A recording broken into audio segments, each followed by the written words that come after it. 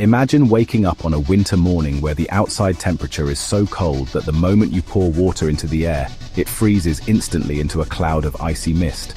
In such places, even boiling water can become ice within seconds. Now, picture trying to bathe in this environment. The simple, everyday act of washing your body becomes one of the most challenging tasks you'll ever face. Before we talk about bathing, we need to understand just how unforgiving these conditions are. In Siberia's Oymyakon, for example, winter temperatures can hit -62 degrees Celsius. In parts of northern Canada, Alaska, and Mongolia, similar extremes occur. At such temperatures, any exposed skin can freeze in under a minute, and inhaling deeply can feel like shards of glass scraping your lungs. Pipes can burst, taps can freeze solid, and running water becomes a luxury that many simply don't have in winter. People store water indoors, in insulated containers, or melt large blocks of ice and snow just to have enough for cooking and washing. But the clock is always ticking. Water that's left unattended for just a few minutes can form a layer of ice, even inside your home if heating fails. In many cold regions, bathing is done indoors, and not just in any indoor space, but in rooms carefully prepared to keep the heat in and the cold out. Insulated bathhouses.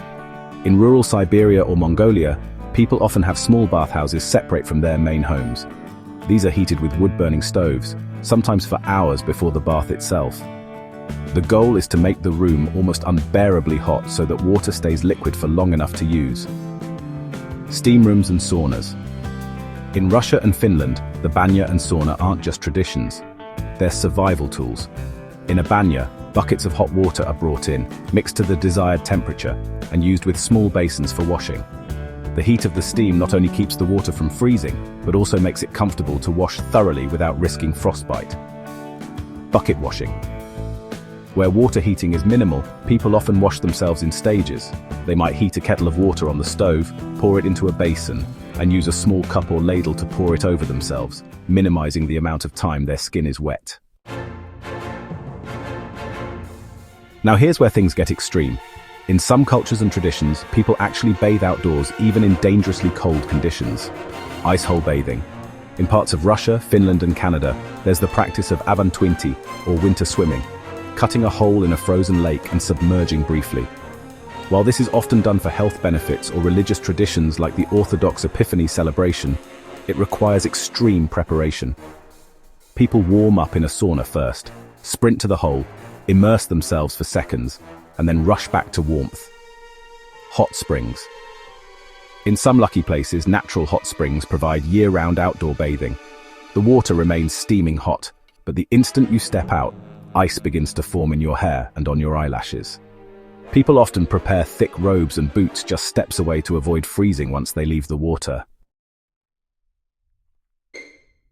So, the biggest obstacle in bathing in these climates is, honestly, just keeping water from freezing before you even finish. Some homes, have these large metal tubs or basins set right over stoves, and that keeps the water hot right up until the very moment you use it. Water is often stored in insulated buckets. Sometimes they're wrapped in cloth or kept in smaller rooms where the heat is concentrated, just to stop it from turning to ice. Bathing isn't really a slow, relaxing ritual here. Instead, it's a super precise, fast routine. Soap is applied quickly, water is poured or splashed right away, and then drying happens in seconds. Everything is about speed and efficiency, just to stay ahead of the cold. In regions where water freezes quickly, people adapt not only how they bathe, but how often they bathe. Bathing every day in sub-zero temperatures isn't really common, it's simply not practical. Instead, people wash once or twice a week, using sponge baths in between to, maintain hygiene. Some rely on dry cleaning methods like using cloths, rubbing snow on the skin, yes, really, or using herbal steam without water. Snow rubbing, while sounding strange, can actually be invigorating and helps remove sweat without risking water freezing on the skin. In banyas, or steam rooms, people use bundles of birch or oak twigs to gently hit the skin, stimulating circulation and cleaning pores without soap and constant water flow. Why does water freeze so fast in these regions? Well, it comes down to the combination of air temperature, wind chill, and evaporation. At -40 degrees Celsius and below, The heat from water is lost almost instantly when exposed to air. The Mpemba effect, where hot water can sometimes freeze faster than cold water, can come into play, which is why people sometimes see boiling water turn to snow in seconds. This means that even during a bath, the thin layer of water on your skin can start forming ice crystals if the room isn't properly heated. Bathing in such conditions isn't just a physical challenge, it's a mental one. People have to prepare themselves for the shock of moving from a warm area to a cold one, and for the rapid heat loss that happens when wet.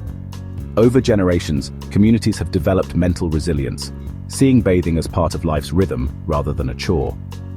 For many, the shared experience of warming together in a steam room or bathhouse isn't just about hygiene, it's about community, tradition, and survival.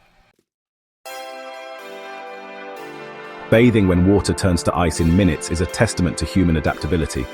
In the face of nature's harshest conditions, people have found ways not only to survive, but to preserve rituals of cleanliness and wellness.